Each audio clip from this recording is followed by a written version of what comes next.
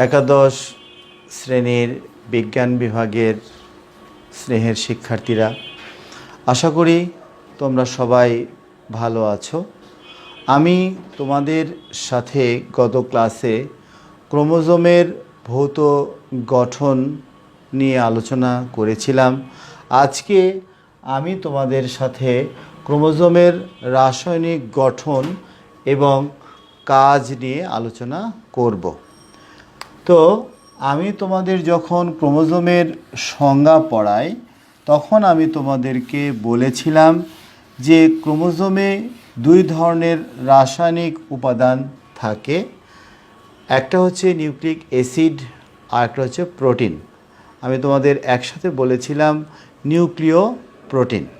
তাহলে আমরা এখান থেকে বুঝতে পারছি যে ক্রোমোজোমের ভেতরে তাহলে দুটো রাসায়নিক উপাদান আছে, একটা হচ্ছে নিউক্লিক অ্যাসিড এবং আর একটা হচ্ছে তোমার প্রোটিন। তো আমরা প্রথমে নিউক্লিক অ্যাসিড নিয়ে আলোচনা করব। তাহলে খেয়াল করো, তোমরা জানো যে নিউক্লিক অ্যাসিড দুই ধরনের হয়, একটা হচ্ছে ডিএনএ আর একটা হচ্ছে আরএনএ। তাহলে আমাদের কোষের যে ক্রোমোজোম, এই ক্রোমোজোমেও তাহলে দুই ধরনের নিউক্লিক অ্যাসিড থাকে। একটা হচ্ছে আমরা বলি ডিএনএ বলি, অর্থাৎ ডিঅক্সিরাইবো নিউক্লিক অ্যাসিড, এবং আর একটা হচ্ছে RNA, that is ribo nucleic acid. তো এখানে আমাদের মনে রাখতে হবে যে ডিএনএ প্রকৃত ক্রোমোজোমের স্থায়ী উপাদান, কিন্তু আরএনএ প্রকৃত ক্রোমোজোমের স্থায়ী উপাদান নয়। এটি কেবলমাত্র কতিপয় ভাইরাসে, খেয়াল করো, কতিপয় ভাইরাসে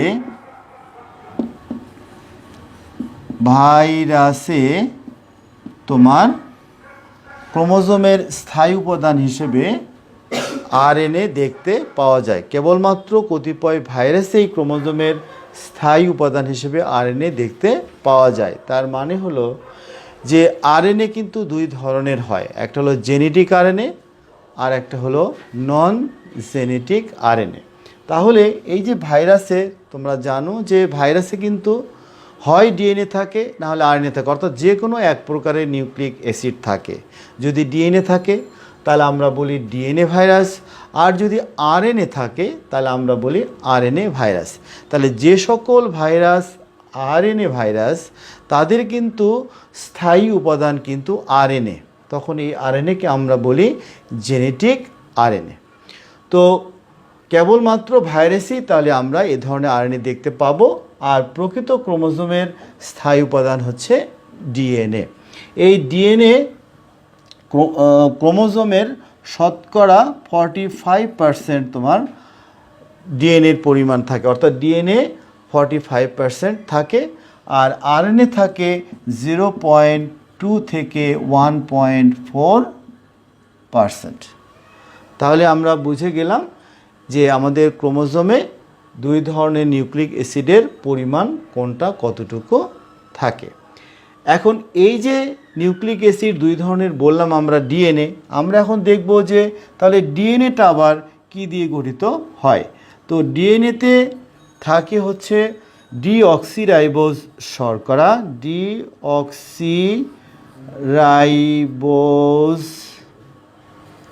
সুগার, তারপরে থাকে হচ্ছে নাইট্রোজেন বেস, সংক্ষেপে আমি লিখলাম N2 বেস মানে নাইট্রোজেন বেস, আর থাকে হচ্ছে অজৈব ফসফেট হিসেবে ফসফরিক অ্যাসিড।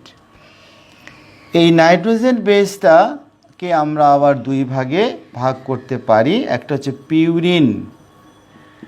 পিউরিন বেস আর একটা হচ্ছে পাইরিমিডিন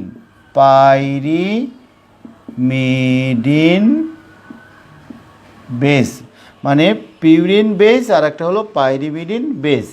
এই পিউরিন বেস গঠিত হয় দুটো ক্ষার নিয়ে, একটাকে আমরা বলি অ্যাডেনিন আর একটাকে আমরা বলি গুয়ানিন। পাইরুভিন বেসও দু ধরনের নাইট্রোজেন বেস নিয়ে গঠিত হয়, একটা হচ্ছে থাইমিন আর একটা হলো সাইটোসিন।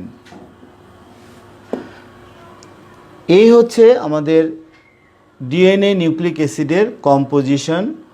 তাহলে আমাদের মনে রাখতে হবে যে ডিএনএতে থাকে ডিঅক্সিরাইব শর্করা, নাইট্রোজেন বেস এবং অজৈব ফসফেট হিসেবে ফসফরিক অ্যাসিড। এই নাইট্রোজেন বেসটাকে আমরা আবার দুই ভাগে ভাগ করি, একটা পিউরিন বেস আর একটা হচ্ছে পাইরিমিডিন বেস। এই বেসটা, পিউরিন বেসটা অ্যাডিনিন এবং গুয়ানিন দিয়ে গঠিত, আর পাইরিমিডিন বেসটা থাইমিন এবং সাইটোসিন দিয়ে গঠিত। অপরদিকে এই যে আমরা আরএনএর কথা বললাম, আরএনএতে থাকে কি কি? আরএনএতে থাকে হচ্ছে রাইবোজ সুগার, তারপরে থাকে নাইট্রোজেন বেস, আর থাকে হচ্ছে অজৈব ফসফেট হিসেবে ফসফরিক অ্যাসিড। এখানে একই কথা, নাইট্রোজেন বেসও কিন্তু দুই ধরনের হয়, একটা হচ্ছে পিউরিন বেস আর একটা হলো পাইরিমিডিন বেস। এখন এই পিউরিন বেস গঠিত হয় অ্যাডিনিন, আমি সংক্ষেপে লিখলাম অ্যাডিনিন এবং গুয়ানিন দিয়ে, আর পাইরিমিডিন বেস গঠিত হয় সাইটোসিন এবং ইউরাসিল দিয়ে। তার মানে হচ্ছে যে থাইমিনের পরিবর্তে আরএনএতে কিন্তু ইউরাসিল থাকে। আমরা পরবর্তীতে ডিএনএ এবং আরএনএর স্ট্রাকচার নিয়ে, এগুলোর গঠন নিয়ে আমরা বিস্তারিত আলোচনা করব। তাহলে আমরা বুঝলাম যে ক্রোমোজোমে যে নিউক্লিক অ্যাসিড থাকে সেটা দুই ধরনের থাকে এবং তারা কিভাবে থাকে গঠনগত দিক দিয়ে সেটা আমি তোমাদের সাথে আলোচনা করলাম। এবারে আমরা চলে যাব হচ্ছে প্রোটিন। তাহলে ডিএনএতে যে প্রোটিনটা থাকে, এই প্রোটিনটাকে আমরা দুই ভাগে ভাগ করতে পারি। একটাকে আমরা বলি হচ্ছে হিস্টোন প্রোটিন আর একটাকে বলা হয় নন হিস্টোন প্রোটিন। তাহলে প্রোটিন তাহলে আমরা দুই ভাগে ভাগ করতে পারি, একটা হচ্ছে হিস্টোন প্রোটিন আর একটা হচ্ছে নন হিস্টোন প্রোটিন। এখন এই প্রোটিন কিন্তু ক্রোমোজোমের মূল কাঠামো গঠন করে এবং এই কাঠামোতেই কিন্তু nucleic acid, that is DNA এবং আরএনএ বিন্যস্ত থাকে। তো ক্রোমোজোমে প্রোটিনের পরিমাণ কিন্তু 55%।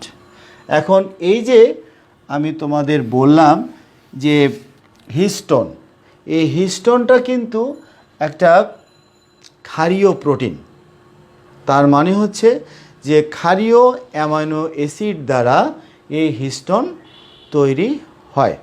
তো ক্ষারীয় অ্যামাইনো অ্যাসিডগুলো যেমন ধরো হিস্টিডিন, আর্জিনিন, এগুলো আমরা অর্থাৎ 20 ধরনের অ্যামাইনো অ্যাসিড পাওয়া যায়। সেই অ্যামাইনো অ্যাসিড সম্পর্কে আমি তোমাদের পরবর্তীতে আলোচনা করব। 20 ধরনের অ্যামাইনো অ্যাসিডের মধ্যে কিছু অ্যামাইনো অ্যাসিড আছে যেগুলো ক্ষারীয়, কিছু অ্যামাইনো অ্যাসিড আছে যেগুলো হচ্ছে অম্লীয়। তাহলে হিস্টিডিন এবং আর্জিনিন যে দুটো অ্যামাইনো অ্যাসিডের কথা বললাম, এগুলো হচ্ছে ক্ষারীয় অ্যামাইনো অ্যাসিড। এই ক্ষারীয় অ্যামাইনো অ্যাসিডগুলো দিয়েই কিন্তু হিস্টোন গঠিত হয়।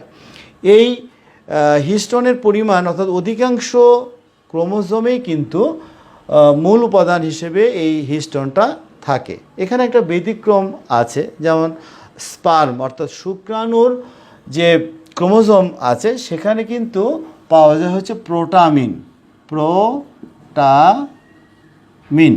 এটা আমাদের মনে রাখতে হবে, অনেক সময় এমসিকিউতে আসে যে শুক্রাণুর ক্রোমোজোমে যে প্রোটিনটা পাওয়া যায় ক্রোমোজোমে, সেই প্রোটিনটার নাম হচ্ছে প্রোটামিন। তোমরা একটু এটা মনে রাখবে।